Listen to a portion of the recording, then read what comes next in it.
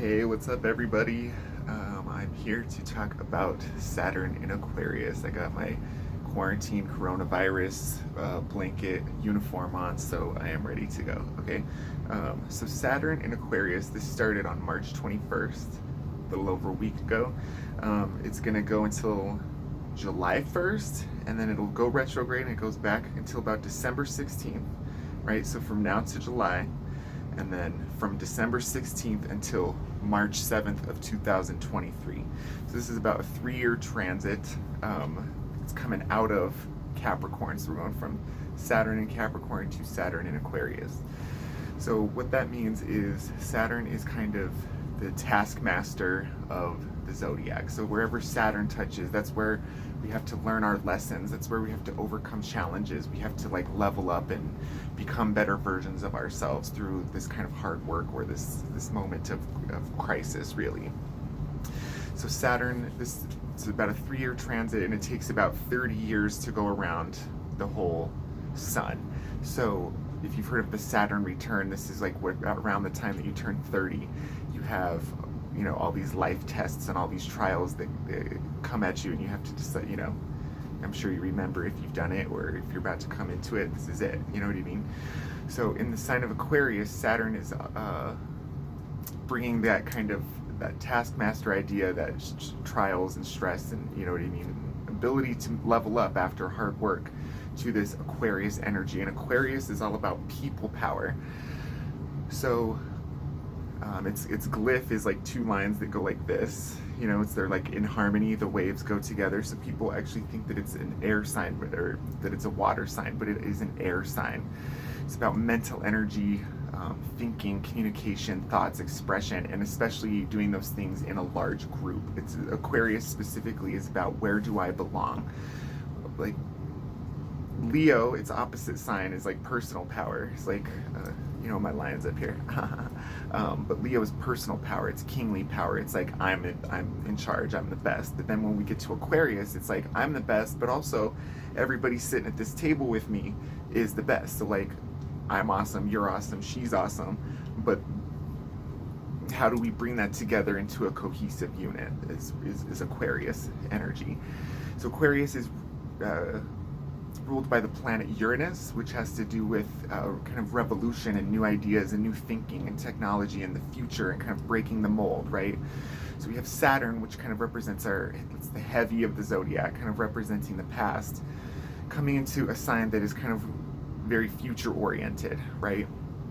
So as I was looking up information on kind of what this transit means, kind of looking at what has transpired over these transits over the last, during the 20th century, I was getting kind of stressed out, and I was kind of going to some conclusions. But I actually checked my homework with my dad, who is a history teacher, and actually I'm really glad I talked to him, because this seems to be really prescient in terms of what we're talking about right now. So anyways, Saturn and Aquarius, right? People power. We have this Saturn, this barrier coming through. It's inhibitive, right? Anyway, so check out these dates. So the last time that Saturn was in Aquarius, and if you were born during this time, you are about to have you're having the start of your Saturn return right now. And then if you're born in the 60s version, you're about to turn 60. If you're born in the 30s, about to turn 90. It comes around every 30 years, right? So from about February 6th, 1991 to about January 28th, 1994 is the first time period going back that we had Saturn in Aquarius. Then we had January 3rd, 1962 to about December 15th, 1964. So early 90s, early 60s. And then again, early 30s, February of 1932 to March of 1935. And then the last one in the 20th century was January of 1903 to January of 1906. So we have this kind of 30-year repeating cycle. And so just for kicks and giggles, I kind of looked up what we had going on during this time. So kind of like the main themes that we're looking at here is technological innovation, and then this idea of populism, like the people are in crisis and they need help, so then we come to the aid of the people. So in the early 1900s, we had the Wright brothers discovering flight. We're coming out of like the industrial revolution, but we're getting to where it's more in the people. We're having like factory assembly, Henry Ford, everything's, we have cars going on this time. Electric is starting to happen everywhere, right? So then in the 30s, there was the Great Depression going on, and they actually used a lot of different scientific methods to help farmers in the Dust Bowl. So that's when they really started getting into like using science in this grand application of helping people. In the 60s, it was color TV. We had space travel, microwaves, air conditioners, like, and all this stuff like became common. You know what I mean? It wasn't just rich people having this stuff. In the 60s, we had everybody having access to this new technology. And then in the 90s as well, in this time period, we had cell phones popping off, video games, portable Walkman. We had the internet like already popping. So then jump to now, you know what I mean? The internet is everything. I'm sitting here, I'm going to be on YouTube or whatever, but we got Zoom now. Like I never even heard of Zoom. And now we have, connecting the world through, this video conferencing or whatever. Like, you know, technology is doing crazy shit every day right now. And there's this whole thing about like there's this company that started making ventilators because of coronavirus, like that it's happening right now, but they just invented it. They just were like, bam, like we need to do this stuff. We're going to invent this thing. So part of like this next period of time, I feel like we're going to have this technological innovation. How do we help the people? How do we get the people what they need? Like it's this kind of, it's driven out of a need to, solve that problem for the people or whatever. So the other kind of theme that I was looking at was my time here. Oh, not bad. Okay, not too rambly. So the other theme I was kind of looking at throughout these times is this idea of populism, because we have a ton of Supreme Court legislation that is going to be coming out in the next couple months, and my fear is that it was going to be this crazy regressive type of moment. But looking through these dates, going from 90s, 60s, 30s to all the way back to the aughts, right? We actually have this theme of like helping the people, like populism, like the focus becomes poverty, the focus becomes like helping the common man. So going all the way back here, so in the early 1900s, the standard of living for everybody really increased. We had things like the Food and Drug Administration coming out. We had more like oversight of things like food safety, and this is like the time of Upton Sinclair's The Jungle and all that. We had like a lot of stuff kind of changing, more people power. You know what I mean? They could get rid of elected officials. They could So in the 30s, we had the Great Depression going on. We had FDR, the New Deal going on. There were things like the Tennessee Valley Authority helping rural people by building dams, like getting hydroelectric energy out into the countryside or whatever. But putting people to work. The people needed help. We made these things happen. Let's talk about FDR in the current election cycle. Okay, so in the 60s, we had the Civil Rights Act in 1964, and right after this transit, the Voting Rights Act of 1965. Both huge pieces of legislation for the people to help the people have access to a voice in their government and all that type of stuff. And then in the 60s is also when the North Node of Cancer, which we are currently coming out of, we're currently ending this North Node of Cancer, which I've posted about multiple times, this idea of America in crisis, and we've kind of lost our way, and there's this bunch of crazy shit that goes down with the North Node of Cancer. So in the 60s, the North Node of Cancer and Saturn and Aquarius were overlapping just like we are right now, right? So I talked about the JFK assassination in the early 60s with North Node and Cancer.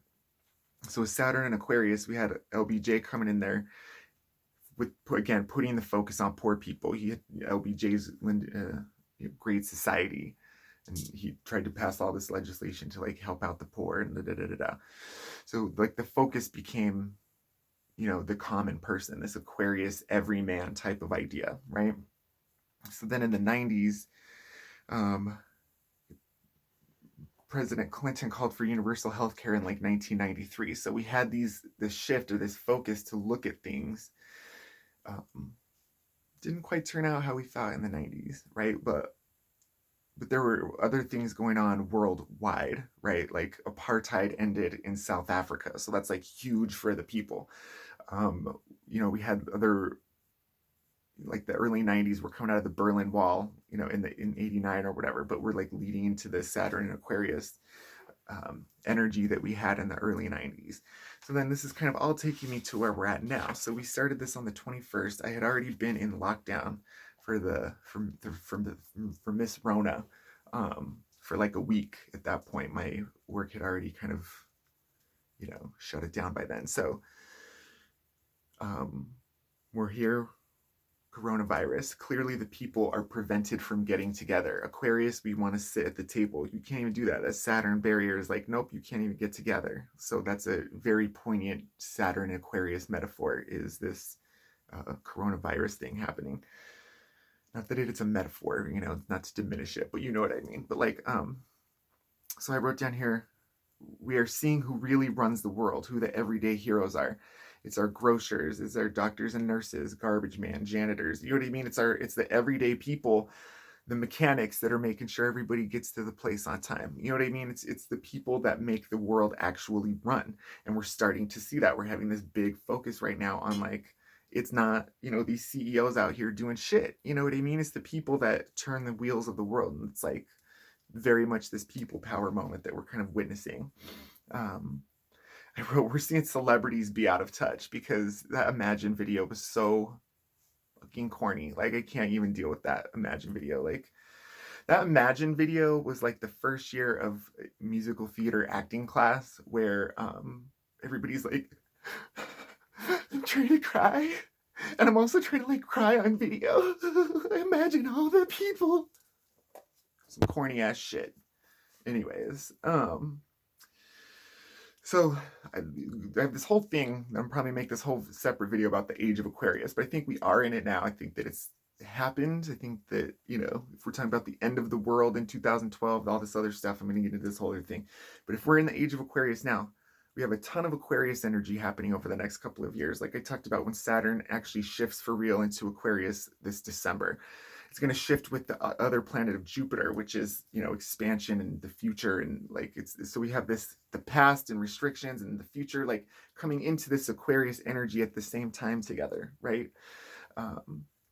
So like how we're building this people power now is, I think this 2020 to 2024 kind of time period, I think is very crucial to kind of how we are going to be in the age of Aquarius. This is going to set up the whole thing.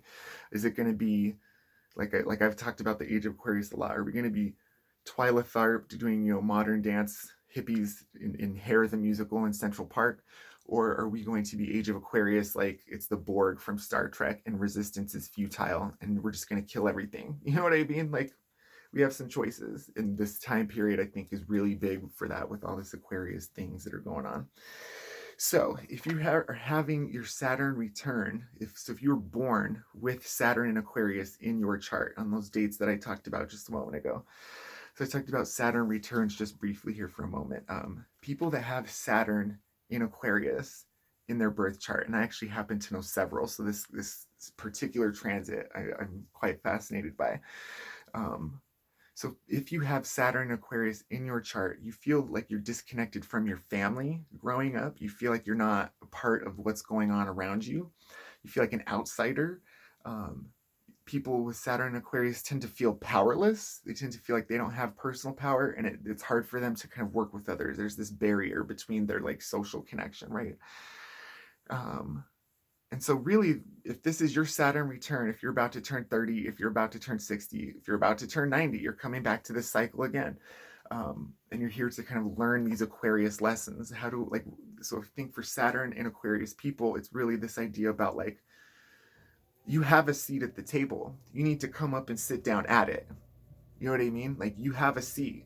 Use your voice. Come and sit down and hold your power and be at the table, rather than feeling like, oh, I don't really have a place in that moment. And this is kind of like just a really quick overview, but if you're having your Saturn return, it's time to kind of learn how to work with everybody, because that's kind of like a secret power and a secret gift.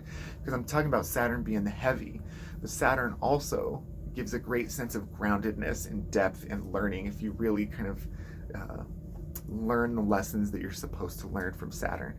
So anyways, that's my Saturn in Aquarius. I hope that was useful for you in any way. Coronavirus!